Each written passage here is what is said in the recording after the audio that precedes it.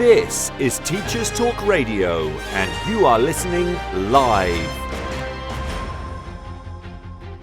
Welcome to the Friday morning break with John Gibbs here on Teachers Talk Radio. My guest this week, Dr. Neela Chowdhury, who's head of senior school at the International School of Washington, D.C. And we are going to be discussing all things, that is, international school. This is Teachers Talk Radio, and you are listening live. Tune in live at ttradio.org, or to join in the conversation, download the Podbean app and search Teachers Talk Radio. Follow the hashtag TTRadio. Tune in, talk it out with Teachers Talk Radio.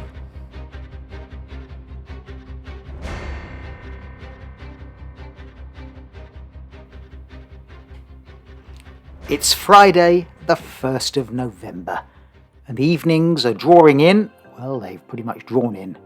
The clocks have changed, and we've had Halloween. And if you were, like I was last night, answering the door on numerous occasions, small groups of children dressed in various costumes, ghosts and ghouls and witches and so forth, and handing out sweets. It was trick-or-treat.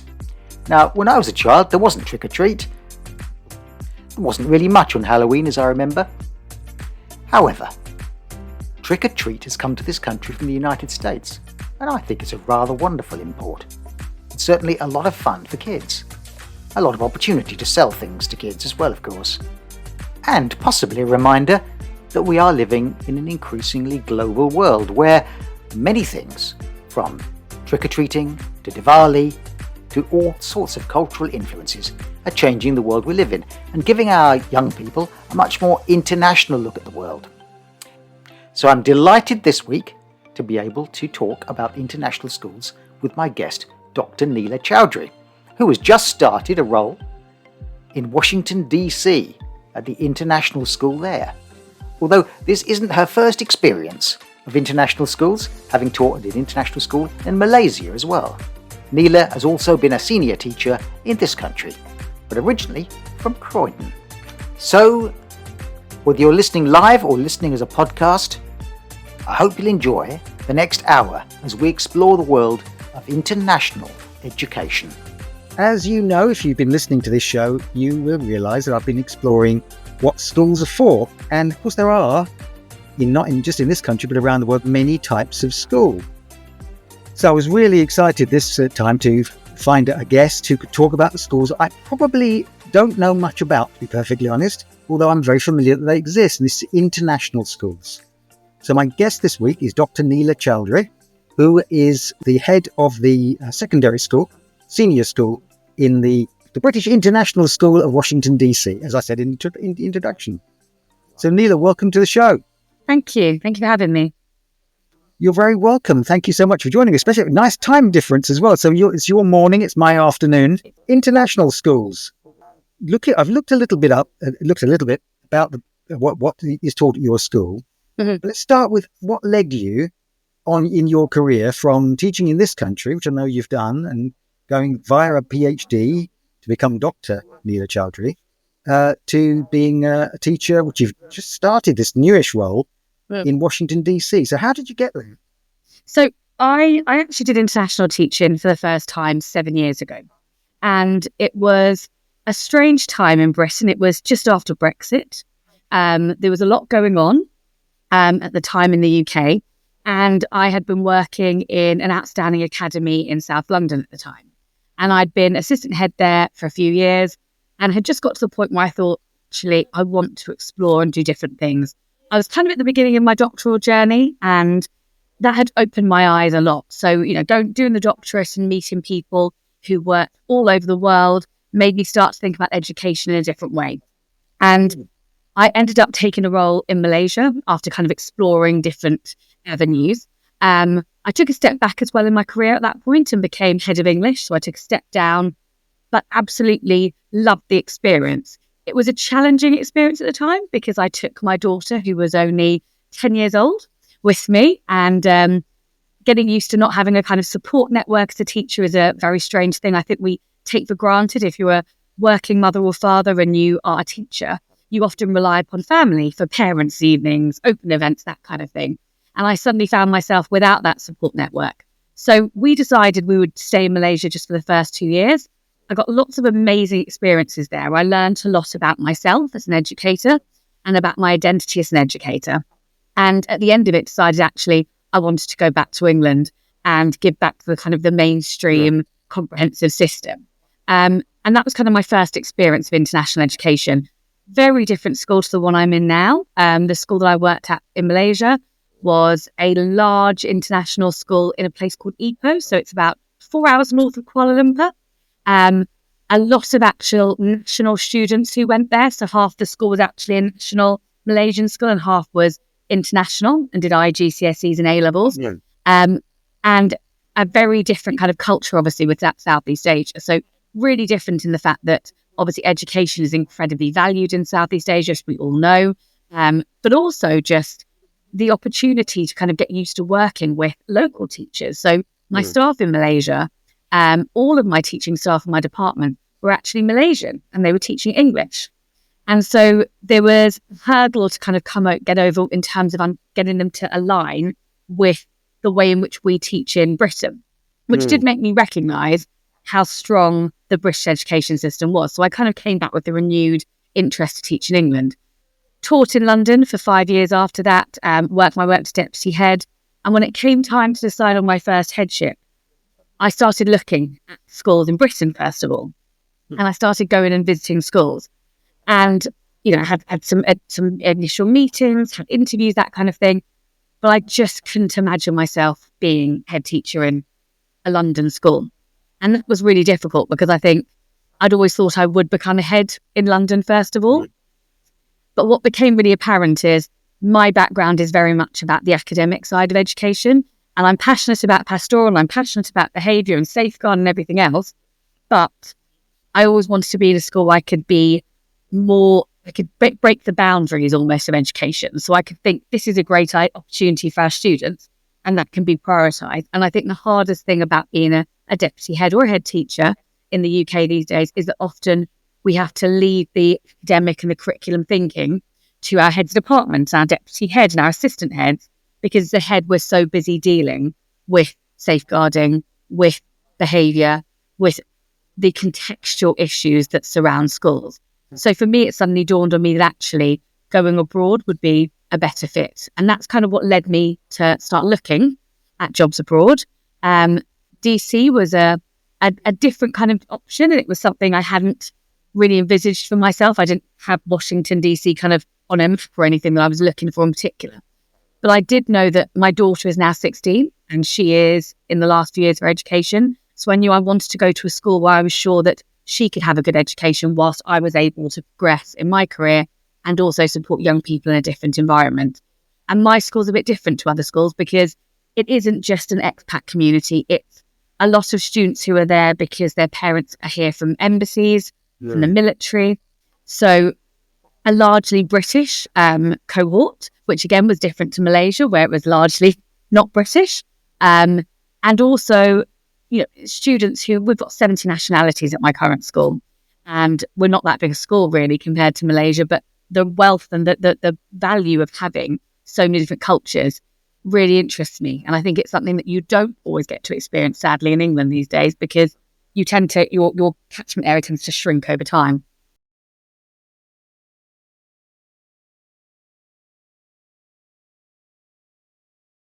One of the things that struck me while you were speaking was that you said in Malaysia, that there was a culture of learning.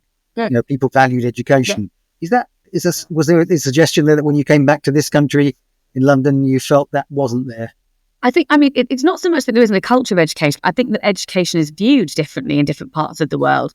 And I think in terms of what you get in Southeast Asia is you get, an entire culture which is based upon the idea that academic prowess is the most important thing. It's the thing that, being Asian myself, that was something that I grew up hearing my mother say, education is all that matters. We make sure that we go to university, and that kind of attitude. And when I got to Southeast Asia, I was actually surprised at how much it was valued, because I was approaching it from someone who'd grown up in Britain my whole life. And I went back into England, and what I found really fascinating was I've always been drawn in the UK to working with students who come from really, really impoverished, difficult backgrounds often. And the school that I actually ended up in became incredibly oversubscribed. It was a great successful school, and we had a real mix of students. But over time, we found that it became increasingly difficult to explain the value of doing a certain amount of GCSEs, or why students shouldn't just drop a subject because it's challenging. Whereas Right. I think in Southeast Asia, you would have parents saying, we'll send them to tutoring, we'll do whatever it takes. No, they won't do this. And you're going, no, they should play sports and they should go and dance and they should do other things. But there's almost like you always have that contrast between the two cultures. Was that itself sometimes a problem? Was there kind of Oh, yes, yeah. the kind of helicopter parent that wants to And the pressure that I think they Yes. feel to perform, the pressure to get an A star in IGCSE is absolutely massive in Southeast Asia. Even here in the States, to be back in the international system, there's definitely a pressure on the students to get those grades.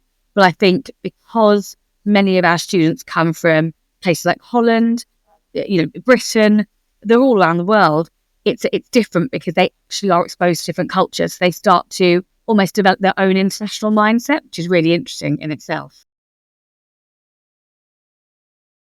This show is brought to you in partnership with John Catt Educational, publishers of professional development books and resources that support great teaching and learning in schools around the world. Don't miss out. Level up your professional development today and visit johncattbookshop.com to explore the full range of titles. Use the code JCTTR2425 for 20% off your order. Happy reading. Are you a teacher who has concerns about your students' low reading levels? Are you also worried disadvantaged students won't be able to catch up? The online reading development program, Dreambox Reading Plus, adapts to a student's skill level, accelerates reading progress, and helps students acquire a wide vocabulary. The patented technology develops reading fluency and supports the transition to increased text complexity from Key Stage 2 to Key Stage 3 and 4, where language and vocabulary are more challenging. You can try the program with a free 4-week pilot today. Search Reading Solutions UK to find their website and request your free pilot. How do we stop teachers marking books on their kitchen table on a Sunday night instead of wanting to spend time with their family? Is live marking truly cutting-edge practice? What if I told you that I could provide evidence of verbal feedback and its impact on student outcomes? Now, traditional marking, time and time again, is reported as the number one reason why teachers leave the profession. It trumps behaviour issues and teacher salary. In Guide to Feedback, I share 9 case study skills that demonstrate 9 different ways to provide marking and feedback, all evidenced by student outcomes. Now, not every school will be ready for this, but hopefully you are ready to start your Feed Up and Feed Forward journey. The Teacher Toolkit Guide to Feedback is out now, and you can get an exclusive 30% discount when you order Teacher Toolkit Guide to Feedback from Bloomsbury.com. Just use the code TTRGTF at the checkout. That's TTRGTF, and it expires 30th of November. Happy reading. Do you ever wish you could sit down with other teachers and delve into the challenges and opportunities we face? Well, that's exactly what Table Talks at Bet UK is all about. Join small roundtable discussions based on your selected topics to share insights, learn from peers, and tackle the big issues in education, all in a sponsor-free environment. This is your chance to connect and collaborate like never before. Be part of the conversation at Bet UK in January 2025. Visit uk.betshow.com to learn more.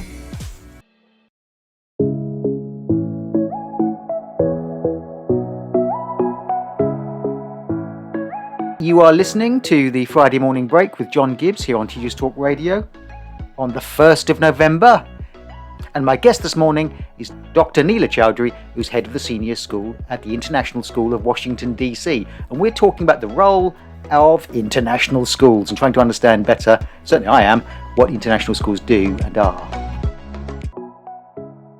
always worth reminding ourselves as teachers and educators that schools sit within a community, and that community is part of a culture and expectations and values that have a tremendous influence over schools and teaching that teachers themselves can't control. Neela, you just mentioned the international school mindset. Could you describe what that is? What is an international school, in fact? Because you do one in Malaysia, one in Washington, D.C. They're sort of all around the world, and yet they share something. I think it's the idea of actually being open to things and having a global perspective and not just thinking about one particular way of doing things. I think in Britain, we get very stuck in our ways because we have very clear mandates given to us, whether it is about, the curriculum and what students need to study, or even looking at the basics of KIXI, just the existence of KIXI means that you have to do things a certain way. Right. And you constantly return to those rules. And what's quite nice about being in an international environment is the rules change, and the rules there often aren't any rules. You can actually decide how you want things to be. You have that freedom as an educator to go, what is the right thing for this particular child? What works for them? Which you don't necessarily always get to do. And I think I found it very frustrating at times that I was always asking some of my students who maybe had SEND needs or EAL or were simply struggling with a subject and forcing them to sit through hours upon hours of that subject. And they felt as though they were failing. And that, to me, was always something you always try to overcome it. You have interventions, you have extra support, you do all this work. But ultimately, the idea that in an international school, you can say to a child, you don't have to do a language, a modern foreign language. If it's not right for you, we can find a different language for you to do instead. And that freedom actually exists in international schools and in private schools, as we know. So it's a bit different for many of our students when we look abroad. So is that because you've got access to greater resources? In other words, these schools yours is a private school in Washington, D.C. It's going to be quite expensive to go to. Yeah. This means it's going to have a lot of the books and the resources and the extracurricular things. So the flexibility comes from extra resources, or was it because you've got more freedom? In other words, they trust the staff and the teachers to I think it's both, honestly. I think it is both. I think you have the luxury of being able to say, how do I want the budget to be spent? And it's more flexible in terms of how it's spent when you're international. But it's also the idea that you actually get a choice about what they study. So to give you an example, in America, obviously, they don't have to do the IB or the IGCSEs. We obviously do it as a school because we're a British school. So they have to do their high school diploma. All students in our school get a high school diploma, providing they've met the criteria. But they also have the potential to get IGCSEs at the end of year 11 and to get the IB qualification and the diploma at the end of year 13. So we have flexibility. If, for example, a student comes to us at the beginning of year 11 and they've been in a school which wasn't IB, or so it was IGCSE, we can actually say to them, actually, we're not going to put you through the IGCSE program. You're going to study that range of subjects. You're going to have access to art, languages, history, etc. But we're not going to make you do the actual exams at the end because that would be setting you up to fail. And so they have the potential to actually choose, or not so much choose, but to discuss with us what the best pathways forward. The majority of our students do IGCSEs. In fact, all of our year 11s do IGCSEs. But we have a bit of flexibility there to say, if it isn't working, do we need to remove a subject from your load so that you can actually cope? Maybe put in some extra pre-teaching for you for that instead. And that does give us a little bit more, it's more about being that holistic and yet very academic at the same time. We're not denying them access to any subject, but we're giving them the opportunity to actually choose things that are right for them. So there's a great deal of flexibility, and of course that means you can individualize the learning quite a lot. I mean, there's quite a debate in this country now. It's about GCSEs, maybe, and we over-examine students. It's a constant discussion on Teachers Talk Radio. GCSEs are a burden in some senses. So you can sort of tailor the amount of work to the students' needs in a way. Yes. So do you get students who say, "Well, I just want to do one or two IGCSEs"? No, we don't tend to get anyone who says that. They tend to want quite a few, and they tend to do in our school. It varies. The kind of least we do is about 5. And that's for a student who maybe is struggling, or a student who maybe has come from another country where they haven't got background. One thing I have found, obviously, is that the difference between the British education system and American system and other systems. The British system, in terms of IGCSE, is a far higher level in terms of what they're learning. So when students come into the system, they might not be able to go into the same year group. So again, that's something we don't do in Britain. They can be out of their age group if they need to. So, and that flexibility means you can say, is this the right thing? And in America, it's very normal for children to stay behind a year and do an extra year to catch up. And that's perfectly acceptable in socially and culturally. So those kinds of things are a little bit different. And it does give us that flexibility. But the majority of students who come to us are thinking about going to college in either America or to university in England. And for that reason, they do want to get IGCSEs. They do want to get the IB. That is their main focus. But it just means that we have a choice as to which pathway we take. International schools, many that I've looked at, tend to follow something British. And they make quite a thing about it's the IGCSE, it's the International Baccalaureate, but it's the British or English national curriculum in the lower school or looking through. What is the particular attraction, particularly in the United States, of being a British or English-based culturally, academically school? Is that something that people understand or something positively choose? I think, yes, it is. It does depend where they want to go for university. And I think that's a big deciding factor, especially in secondary school. Once you get to 16 years old, the decision of which college you go to is a massive part of what they're actually looking for. And I always think when you're in charge of a secondary school, you have to be very much aware that you can do have the best clubs and the best everything else. But if you're not getting the results for the students, so then that can be incredibly disheartening. And we always need to make sure that we're looking at what's best for the student and can we get them into that next stage in their life. So there's a lot of respect for the British system, I would say, worldwide. And I think that's something I didn't realise until I went to Malaysia. And I think we forget in the UK how valued the British education system is. You know, the fact that we have such a broad, balanced curriculum all the way through secondary school. The fact that we have rigorous assessment processes and that we have different exam boards that can actually be trusted in terms of their assessment of students. From a worldwide perspective, it's a massive thing because they feel as though when a grade says A star or grade 9 from England, from the UK, that means it is actually that gold standard, as opposed to being a teacher gave that grade because they liked a student. And that can happen in some cultures. So I think that's a big part of it. So to some extent, British education's quite a strong brand. Yeah. You know, in that sense, so people understand what it means. I noticed your school has a uniform, and it's as far as I know, that's sort of unusual in the United States. Yeah, so we generally, obviously, all public schools, all state schools don't have uniforms. They do have uniforms though in private schools.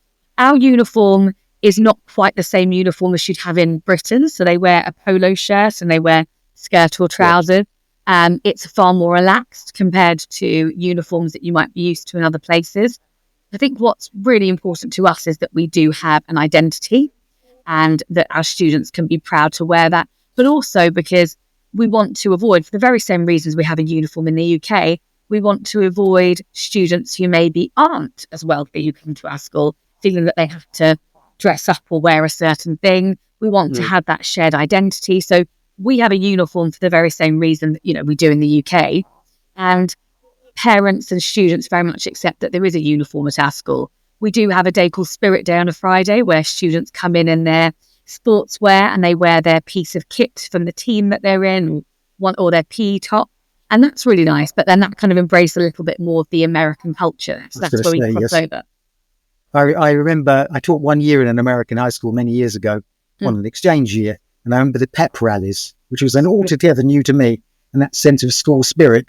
So when I saw that on your website, I was struck. I think that's a little bit of Americana that's crept in. Yes, yeah, and it's nice to have that marrying of all the cultures. I think that's a big part of when you're in an international school. You have to recognise the fact that you have different cultures, and you have to try to embrace that as much as you can, because you know that obviously, as well, especially for our students, a lot of them are away from home.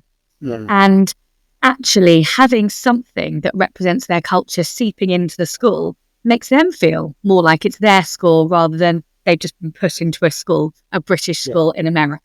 So we try as much as we can to embrace different cultures. We try to recognise diversity as much as possible. We have a very, very big EDIB program, which we run, and our students are encouraged to think about the world and to be accepting of each other.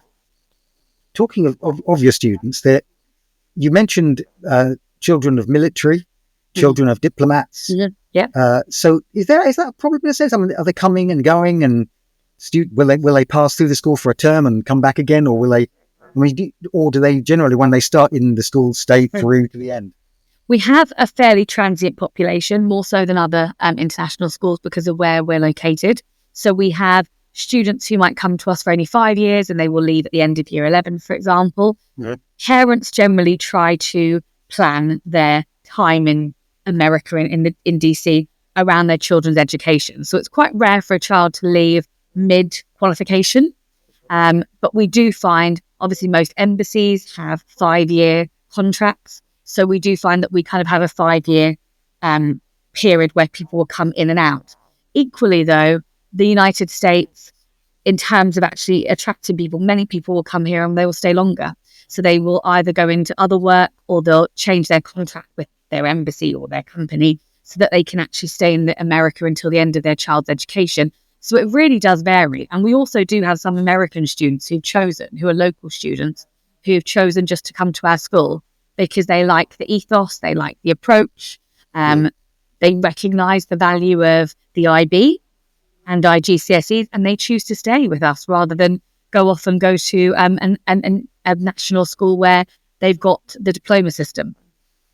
Yeah, and it is, again, as I said before, it's a private school, quite expensive. So I would imagine that one of the downsides, I taught in the state system, so I'm going to guess that one of the downsides might be that parents, a bit like we mentioned with Malaysia, there's going to be a sense of, well, we want value for money here. Yeah. We want to see that they're going to succeed and they're going to get happy. Mm-hmm. Do you feel that there's hovering behind you, the sort of parental pressure? Yes, I think you're always going to have parental pressure, but I found over the last few years that parental pressure existed in the UK, in the state system, just as much, actually. Parents here often want to have a conversation with you about it, which I actually think is a real positive. One of the schools I worked in many, many years ago, we struggled to get parents in. We struggled to get them to speak to us for parents' evenings. If you called to say there was a detention, or even called to say that the child had done really well, you wouldn't hear back from them for weeks, months. You'd be calling, nagging them to kind of engage with you. When I left the UK in the summer, actually there'd been a massive rise post-COVID of parental involvement. And I think that has massively changed. I think that the change away from simply saying it's a free education, therefore just get on with it, that's over in the UK. I think parents very much see themselves as wanting to be involved in their child's education, as wanting to have a say. And actually, I met with just as many parents in the UK as I meet now with parents. I also had to, I've just done this week, I did a curriculum event for my year 10 to 13 parents. The week before, I did a curriculum event for year 7 to 9. I did exactly the same thing in England at this time of year. So there isn't actually that much difference between the expectations that I find. If anything, I'd say it's aligned more. When I was in Malaysia, it was very different. Parents wanted to very much be involved. But I think what happened, worldwide a few years ago has changed the way that people look at their child's education, has made parents want to be more involved in it. And that can be seen as a bad thing for some people because it can be challenging. But actually, if you recognise that every parent wants the best for their child and they're going to advocate for them as much as possible, and it's about setting up that dialogue as early as possible and making sure that you're working in partnership with them, I think that it doesn't matter whether you're in a state school or you're international or private, you will always find parents who want to work with you. And that's always been my approach. And I think actually here in some ways it's easier because the parents from day one want to know who you are and they want to get to know you. I think in the UK, sometimes parents are reluctant to get to know you until there's an issue. So I'm actually quite enjoying that element of it. And I was very much prepared for the fact that it might be greater contact and greater expectations. I'll pick up that word you used, enjoyment. one of the themes that's come up in Teachers Talk Radio a lot is work-life balance, stress. Being a teacher in the UK, as you described, alluded to before, can be quite difficult. And indeed, as the numbers of teachers leaving the profession, not staying, they're quite hair-raising, really. And all sorts of things are talked about, sabbaticals, flexible working hours, and things of that kind. What is it like to teach in an international school from some of those stresses? It's more challenging in the UK, I would say, to try and protect staff. And I think, one of the reasons why I'm so passionate about professional identity for teachers, I think it's a way to try and solve the issue. It's a tough job. It's a tough job whether you're in a private school or state school. We still have marking. We still have schemes of work to write and lessons to plan. We still have phone calls to make and behaviour to follow up on. The behaviour might be different. It might look different. But then often what happens is the longer you're in a different setting, the more you become used to that particular behaviour. I've worked in so many different types of schools now that I think I accept that you're always going to have a difference wherever you go. And you kind of need to allow things to kind of see what happens and accept that there's a new sense of normal that appears over time. If you ask my teachers here in DC, they'd say, we work really long, we work really long hours. If you ask my teachers in England, they'd say the same. Yes. I think if you looked at it both ways, I think the big difference is here that there is less pressure to have to do certain things at certain points. So there's less paperwork that has to be done in order to get where you need to go, which does lighten the load slightly. But my teachers would still probably say we work really hard. We mark all the time because we want to give feedback because it's a fee-paying school. Parents want to talk to us more. So it's a different kind of work that you're doing and a different expectation of the work. I do think in terms of where we are in the UK, it's become incredibly difficult to manage that workload. And I think it is always a concern. And it's something that we tried in my last school constantly. How can we reduce the work? What can we do? Yes. Can we think about removing that meeting this week because we've got an event or we know we've just had mock exams, so how can we reduce it? And I'm doing exactly the same thing here because I want my staff to actually be able to have a balance. I want to keep hold of good staff. And that can be really difficult to try to find that right balance.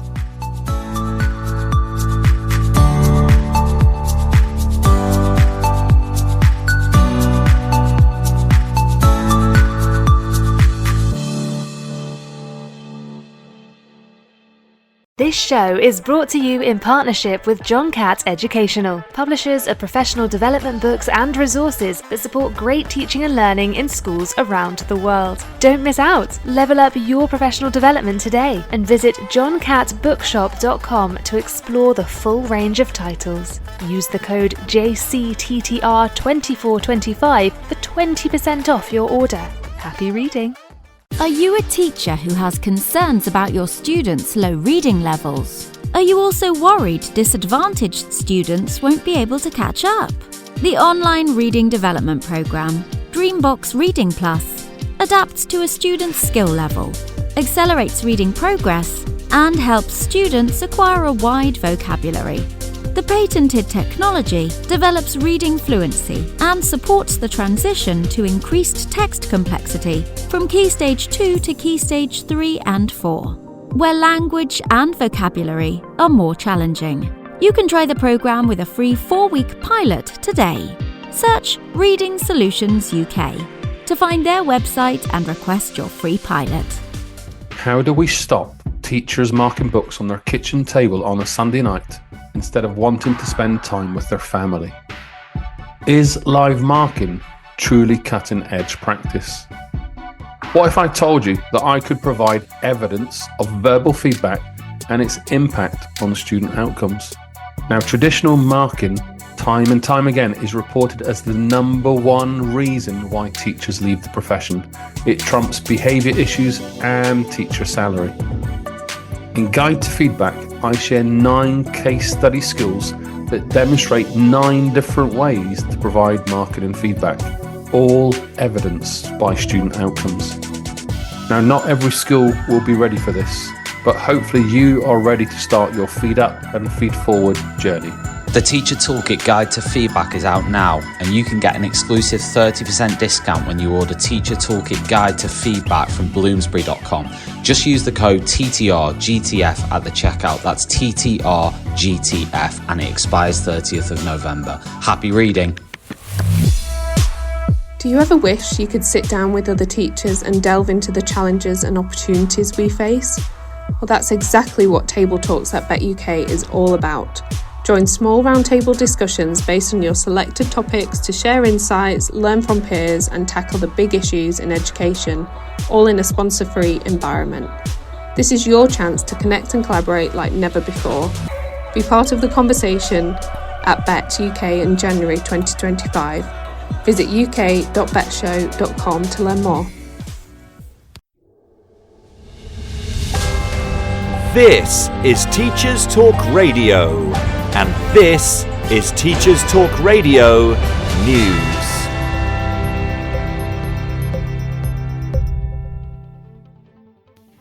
Schools Week and BBC Breakfast both focused on the importance of work experience for young people, as new research shows the scale of the challenge involved in meeting the government's aims of 2 weeks for all. A report by the Social Market Foundation looked at the role of assumed knowledge in youth transitions from education to employment. The evidence, the report says, shows that young people from more privileged backgrounds and those with graduate parents appear more confident and adept at navigating their way through education and into careers. Data from Management Information System ARBA suggests that work experience provision varies hugely across the country. But overall, while 78% of secondary schools in the sample recorded some pupils as having done some work experience in Year 10, only 49% of pupils themselves actually took part. Where pupils were getting work experience, it averaged at just under a week. Just 2% of pupils completed 2 weeks. The government is aiming to guarantee 2 weeks' worth of work experience for every young person, but many say the plan is too ambitious given the current position. For the target to be achieved, many more employers will need to offer places, quadruple the current number, or at least those who already offer it to give more days to more pupils. The research suggests that there is a stark north-south divide. In all regions in the north of England, the proportion of pupils who go on work experience is lower than in the south. Schools suggest that the cost of organising and running placements was high, as it took staff to organise it and make visits, check health and safety, and that this placed pressure on already tight budgets. Some also said the pandemic had made things more difficult, as working from home had changed the way businesses work. Schools Week also reports on delays to the publication of 2024 league tables. Parents choosing a secondary school for their child this month will now not be able to see the most recent performance league tables after government delayed their publication. The move follows schools finding errors with their Key Stage 4 and 5 results data in pre-publication checks. The school's checking exercise deadline has now been extended until the 7th of November. Secondary data was due to be published on the 24th of October and would include Progress 8 scores. Parents choosing a secondary school for their child must submit their choices by October the 31st. The data allows parents to compare schools, but leaders said the delay should not cause a huge inconvenience, as many will have already made decisions based on open days, other information and experiences. The Department for Education said that a new portal had suffered technical difficulties, but that they were working hard to resolve it. The BBC reports that the government is considering a smacking ban for England. Bans have already been brought in by devolved governments in Scotland and Wales, as well as Jersey, which outlaws the use of physical violence to punish children. Plans for the laws in England were rejected by the previous government as recently as last year. The move comes following fresh calls for a ban by the Children's Commissioner for England, Dame Rachel de Souza. She said, "If we are serious about keeping every child safe, it's time England takes this necessary step." In England and Northern Ireland, it is legal for a carer or parent to discipline their child physically if it is reasonable punishment. But the Children's Act 2004 made it illegal to assault a child causing actual or grievous bodily harm. Finally, Sky News covers the issue of teachers who experience bullying at work and who signed non-disclosure agreements as part of their exit from the workplace. Sky News says it has spoken to more than 320 current and former teachers from the state, private and special school sectors across the UK. Among those, 119 say they signed NDAs and received payouts. Sky News says it has calculated the amount paid out at more than £1.73 million. The National Education Union confirmed that the vast majority of financial settlements include NDAs, but that these were not appropriate as it covered up the issue and prevented further investigations. The NEU went on to say that it felt that the growth of multi-academy trusts had contributed to a significant power imbalance between management and teaching staff. Ofsted declined to comment on the findings of the investigation, which also suggests pressures on leaders from the inspectorate caused additional stresses in schools. Education Minister Catherine McKinnell responded to the Sky News investigation by saying all school staff should feel safe and supported at work. This has been your Teachers Talk Radio News with Joe Fox. And we're back, and you're listening to the Friday morning break on Teachers Talk Radio on the 1st of November, as autumn becomes well established. My guest this week, Dr. Neela Chowdhury, who is the head of the Senior School of the International School of Washington, D.C. Neela has also been International School head in other countries, in Malaysia, and we are discussing international schools. What are they for? What do they do? And what makes an international school particularly different and special? Now, Neela, as we've established, your school is a private school. Yeah, one of the cliche, well, it probably is a cliche of the private school, is that you're there 24/7, 24 hours, 7 days a week, because you're going to be, you're not a boarding school. I know that, but there is that sense in which you'll be expected to contribute to this particular after-school activity and that weekend activity, and then trip away, because extracurricular will be part of the rich experience that will be that you'll expect to get for a school of your kind. Does that place extra stress? I mean, are teachers able? Are you able to say, "I'm not at school today"? I'm not at school this evening. You are? Oh no, you are absolutely. You are able to say, "No, I'm not. This is my day off, and this is my day where I'm not going to be doing any schoolwork." And we encourage staff not to respond to emails, obviously outside of working hours, and we encourage them not to send emails unless it's urgent outside of working hours as well. It's not always possible. Sometimes you're one email that's been sitting half drafted the whole day, and it gets to 5 o'clock, and you have to send it past the time you'd like to. But our staff generally have a reasonable work-life balance. I do think in terms of, if you look at kind of the way in which the pattern of work goes, and curriculum in particular, the school that I was deputy head of in the UK, we had a rule that all teachers ran one club a week. That's exactly the same rule here in the US. So actually it's like for me in terms of that well-being and balance. What you tend to find though is that in international schools, we're able to very slightly lighten the load of contact time. And that does help. We do obviously a lot of trips though at the school that I'm at now though. And so those trips, staff aren't forced to go on those trips at all.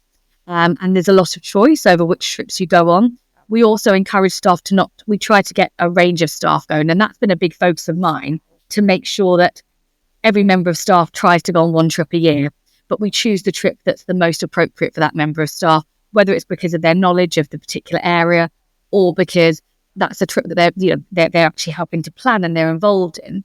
And that's actually, most of my staff really like going on the trips because, for example, we take the whole of year 7 to 11 on a camp in the first few weeks of school each academic year. And that is such a great bonding opportunity. And the ratios of staff to students and the nature of the trip means that actually staff get to enjoy activities too. They get to spend time with them. They get to have this really very American experience of going to camp. Camp, yes. All my British staff, it's exciting and different. And the students, actually, they love spending time with the staff and getting to know them. So they all came back, and what's nice is we do plan it. So, for example, this year, and normally we plan it so we have the camp the week before Labour Day. So they go on the Wednesday, they come back on the Friday, and then we've got a long weekend afterwards, a 3-day weekend. So they've got a bit of a chance to recover. But those kinds of things do help. Yeah. We also have, obviously, Parents Association events that, we're invited to. But staff have a choice as to whether they go. We encourage them to get involved. And many of our staff are parents as well, just like myself. So, we do try and get involved with things. But we also have to be very mindful of the fact that staff also have lives, and we want them to be able to have a balance and a rest and get away from school. Yes. You have a very diverse range of students. What about the staff? You mentioned that a lot of them are British. Is that actively determined to recruit British teachers? The majority of our staff are British because our school is obviously a British school, and therefore that's where we recruit from. We do have some American staff, and we also have a few other members of staff who come from other parts of the world, but they are British though. So they're staff who might be Spanish originally, but they are now British citizens, and that's part of our recruitment process. So we do have a very strong British backbone to our staff, and that definitely helps. But it's also important, to teach the IB, you have to be trained in the IB. Yes. It's not going to work otherwise. So that does restrict the staff members that we have. When I was in Malaysia, we had a far more. They were mostly British and then Malaysian staff, and then we did have some Australians, for example. But I think that's also because of where we were located. So you tend to get a slightly different, applicant and kind of amount, and you're looking at staff in a different way there, but also greater flexibility in terms of how you train staff up over time. You are listening to the Friday Morning Break on Teachers Talk Radio with John Gibbs. My guest this week, Dr. Neela Chowdhury, who's head of senior school at the Washington DC International School, or rather, the International School of Washington DC. We're discussing international schools, their purpose and their difference. We were just thinking about how many teachers from the UK who might go abroad to teach in international schools get the opportunity, I suppose, to teach in rather wonderful places like Washington DC. I've been to Washington a number of times. It's an extraordinary city. I taught government and politics, and we used to take trips there. Lovely. Well, I thought to myself, I've been to Chicago, I've been to San Francisco and New York over the years. My wife's American. Right. There's no city quite in the world like Washington, D.C. in a sense. It's got a sense of it being a place of its own because it sits in D.C., which is the District of Columbia. Are there advantages in being in D.C., or does it feel like some place, in a sense, you're nowhere in particular? It's a very curious place of itself. It is massive advantages, and you hit upon it exactly. Government and politics, you couldn't be in a better place really in the world. My daughter actually said to me the other day, she said, "Mum, DC is like a cross between New York and London, because you've got everything that's running the country here. It's the absolute powerhouse of the country, but you have the busyness of New York, but then it's also a little bit quieter. And so, she was talking about this idea, and you feel as though there's always something happening in this city. And that's what's quite exciting, to live here. To give you an example, the other day I was walking home and suddenly looked up and there were helicopters above me. And I went, that's really weird. And I sort of looked around and I was walking along a bridge and I suddenly realised that there was a motorcade going past me. And that happens, pretty much a daily basis. You see and you get to understand how everything stops for those few minutes as they pass, and everyone starts looking around and trying to work out who's in the motorcade, so that's always really exciting. But it also has some amazing museums, it has amazing facilities, and in terms of access to other parts of the States, it's a great kind of hub because you're near New York, you're on the East Coast, you've got access to, Massachusetts, Maine, etc. And then you also have a greater opportunity to take students to places like South America. So we're taking our students to Puerto Rico. So they do CAS for IB, and they are all going off to do their community action service in Puerto Rico in February. So we get to take students and do different things, which if we were in a different part of the world, wouldn't be nearly as possible. And those kinds of opportunities are really great for them. It just also enables them to see other parts of the world. I absolutely. How wonderful would it be to have the Smithsonian just on your doorstep, and all the other things, and a marvelous zoo as well, and all those things. Yeah. For Americans, they look at DC and they often think to themselves, they call it the Beltway, inside the Beltway, as if that was a sort of bubble of unreality. Is there a feeling that you have to sort of say to your students, not all the world is like DC? This is, you have to look beyond this very, well, rich and privileged in some ways, although in DC itself, of course, there's great disparities. But there's a sense in which you have to alert students to the fact that not all the world is like this. Yeah, definitely. And you always have to remind them and explain to them, not everything looks the way it does. DC, compared to even New York, is a very clean city, actually. Yes. And you walk around and I generally feel very, very safe here. And yes, there are parts of DC that are less safe. There's always going to be in every city. But actually, the general feel of the city is a lot of people working hard, trying to do good. And, when you walk down the road, you can hear that. You overhear conversations with people and they're having a chat about their jobs and what they're doing. And you can hear that there's kind of this buzz around it, that something is about to happen, something important is happening in a room, probably not that far away from you. But also the fact that it is a privileged existence, to go to a private international school is privileged. And we want students to know that. So one of the big things is to make sure that they recognise that not everyone is as lucky, that not everyone gets these opportunities. And actually, one of the big things I would say to students is, I want you, when you leave this school, to become a world leader, to go into this world and lead at some level. And I don't mean become an ambassador. I mean, go and choose the profession that you want to do and influence the world and make it better. Help to make society better, whether it's your home society or America or somewhere else. Go out there and find something that really excites you and that you're passionate about, that you can then go and help to change and help to mould and make better for everyone. And our students, despite the fact they're very privileged, are very open to that. They've just done a food drive. They organise different clubs that they can raise money for different things. And they're constantly thinking about other people. And I think that's very important to me, that they don't leave going, it's just about the academics, but they recognise that you can make a difference. No matter what job you go into, you can go and make a difference in that career. Yes, interesting. I was talking to someone, a colleague of mine on Teachers Talk Radio, who teaches at a large British private school. And we were reflecting oddly that you think the stereotype of the private school is going to be very, very traditional, very almost hyper-academic. Well, it will be academic, there will be high expectations. But also you'll find a good deal of the things you're describing, the kind of old progressive values, citizenship and contribution to the community as well, which often surprises people. One of our main things is that our students are caring and that they're kind, and that they show respect to each other and to the larger community. And I think that in itself, when I visited the school for my interview and when I came to visit for my induction, I was really blown away by the fact that I felt that the students wanted to learn, but they also wanted to help others. And they, when I met with the student leadership, they were talking to me about their ideas and what they were trying to do. And they wanted to raise money for this, this and this. And I was like, this is great. This is exactly what it should be. It's the opportunity to really find a place within the world and becoming a global citizen. I think once you've worked internationally and once you've been an international student, I think it's hard to stop thinking about the world internationally. Yeah. It changes you. It really does.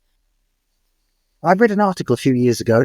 It struck me as saying something interesting, which was that you can divide people into somewhere people and everywhere people. And somewhere people focus heavily on their own community. They see themselves as where we are the people from around here. And the everywhere people are see themselves as members of a global community, global citizens and so on. Is that what distinguishes an international school, in the sense that you are saying to your students, look, you are everywhere people. You won't necessarily live in Washington, DC, you probably won't. You may, the world is yours. You may travel all over the world in a sense. Does that create a sense of sort of rootlessness, or do students identify themselves and say, we're British or we're American or we're just from everywhere? How do they think of themselves? I think there is a sense of that they are everywhere often, because for many of our students, this isn't the first time they've been abroad. And some of them will have lived all over the world, especially if they're part of, for example, a military family. they will have travelled and been to so many different places. And so their eyes are kind of already open to the fact that there's possibilities and there's places that they can go. I know if I compare it to my own childhood, I very much always felt like I was from London. I went to university at the beginning of my career in London. I had a job in London. I started a family in London. London. And my mother and father were kind of shocked when I said, I'm moving to Malaysia. What do you mean you're going to Malaysia? Why would you go there? Because to them as well, as immigrants in the 1960s, Britain was the golden place to go to. You know, they left Bangladesh and they went to Britain, and they really don't go back much. You know, they're very much British now. So they were kind of like, why would you go to this place? This is where you want to be. And I never really thought I would ever live abroad growing up. Weirdly though, I made friends with people at university and at school who had lived internationally. And they always used to say to me, oh, you're going to be one of those people who always lives in one place. Never really thought much of what they were saying. But it's exactly what you just hit on, that idea that I was very much intent on changing my local community. And I very much, I think, chose schools early in my career where my community was a set area. And it was an area that I felt I knew and I was from and I was part of. Once I'd been abroad and I realised that actually the community that you live in can be anywhere and that there are people everywhere who might need support. But also, as a teacher, I think the greatest thing about our career is that we don't just influence one area. We influence so many, because the young people that we get to actually teach every day and educate will go off and they will go into numerous different things in life. And when you get that email saying, I've gone and joined this particular organisation, I'm now working for them, you know, I'm doing this, this and this, you realise how far that reach can go. And I wanted to have an influence on more. And I always say to students, you can have that influence. You know, you can go back to, you know, Croydon for me in my particular instance, and I'll walk down the road or be on the tram and a student will come up to me and tell me what they're up to and where they've gone to university. And I feel really pleased that I've given them the opportunity to go and do that. For some of them, for many of my old students, they were the first person in their family to go to university.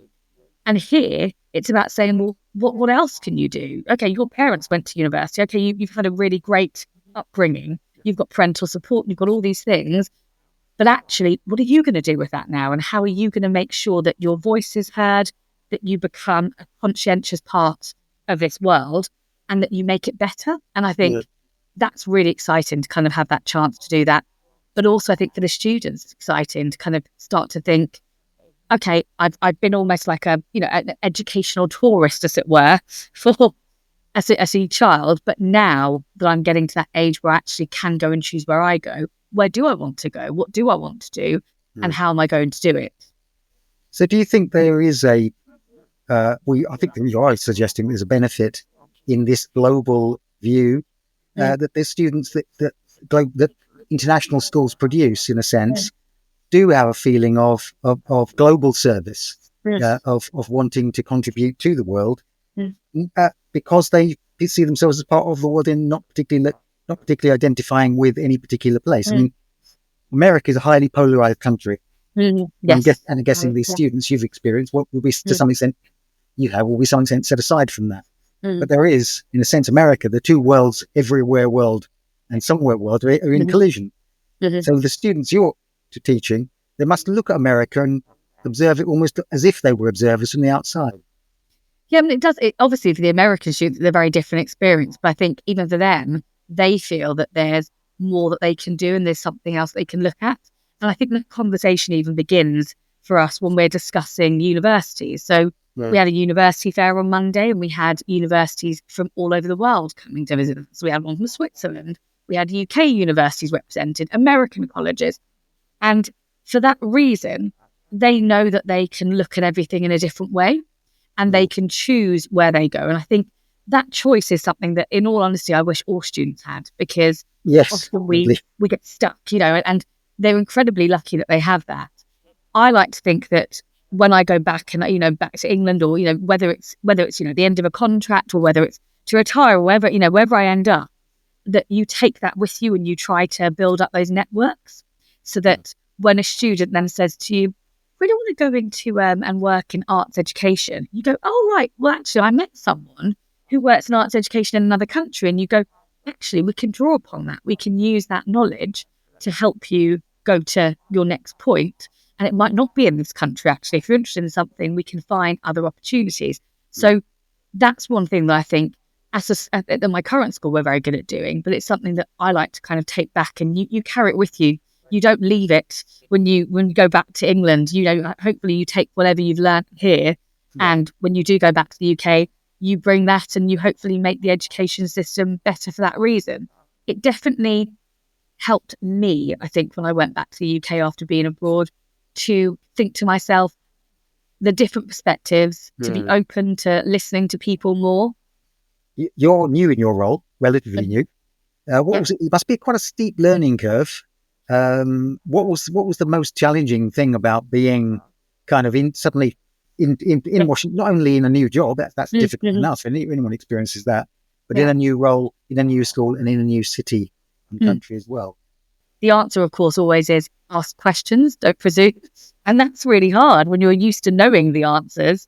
To be the person asking the questions has been a really big learning curve for me. And it's something I'm enjoying doing, but it's really difficult when people walk into office and go, what do you want to do about this? And you're going, I don't know.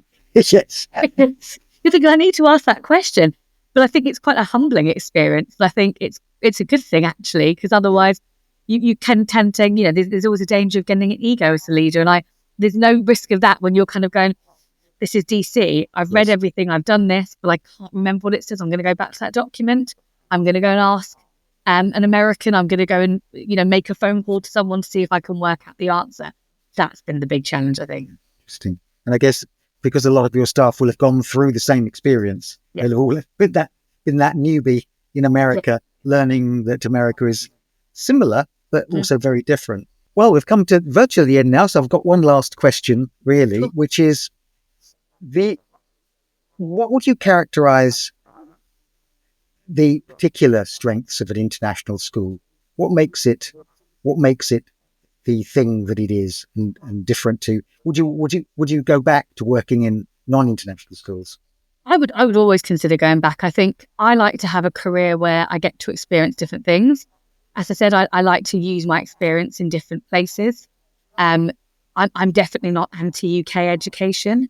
I think that there's warrant in both. My daughter went to state school in England, not the one I worked in as well. She chose not to be part of mum's kind of life for 5 years and had that separation. But she is absolutely loving being in the States. She wants to go into politics. I'm sure she'd have a really good conversation with you, John, because she's so passionate about it. And she's so excited to be here and to get to be part of everything. But actually, for me, international education has given her and me the opportunity to go and experience something different, to go and view the world differently, and to hopefully take that knowledge and that experience back to the UK at some point, probably undoubtedly, but also to other countries.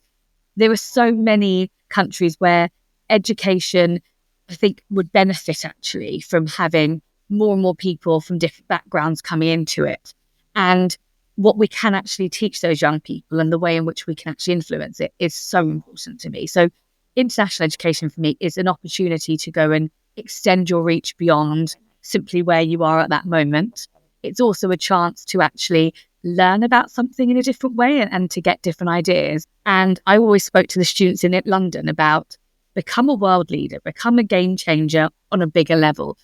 Think about your community, influence and impact that community directly first. And when you can, go out there and try to do even more, because the world's a big place. It's a place which can be incredibly unpredictable.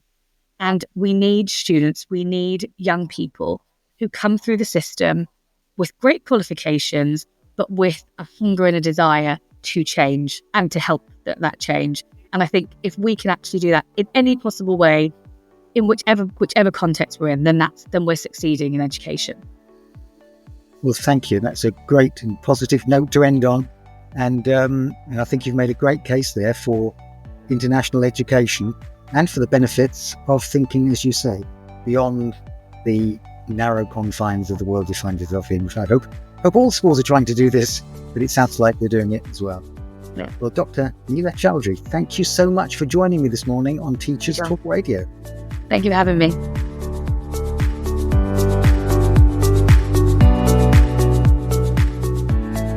And that brings to an end this episode of the Friday Morning Break with John Gibbs here on Teachers Talk Radio. My guest this week was Dr. Neela Chowdhury, Head of Senior School at the Washington DC International School. We discussed all things international school and explored what it might be like to teach in one. I think you'll agree with me that Neela's experiences give a real insight into the world of international education.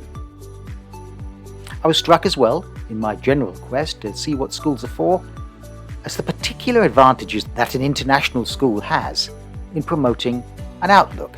Neela called it the international mindset, and whether our students of the future consider themselves to be from around here or from everywhere.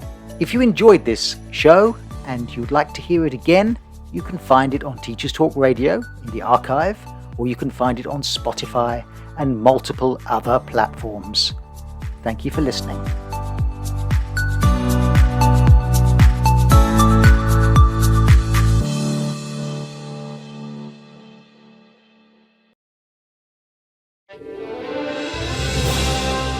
You've been listening to Teachers Talk Radio. Listen back at ttradio.org. We look forward to hearing from you next time on Teachers Talk Radio.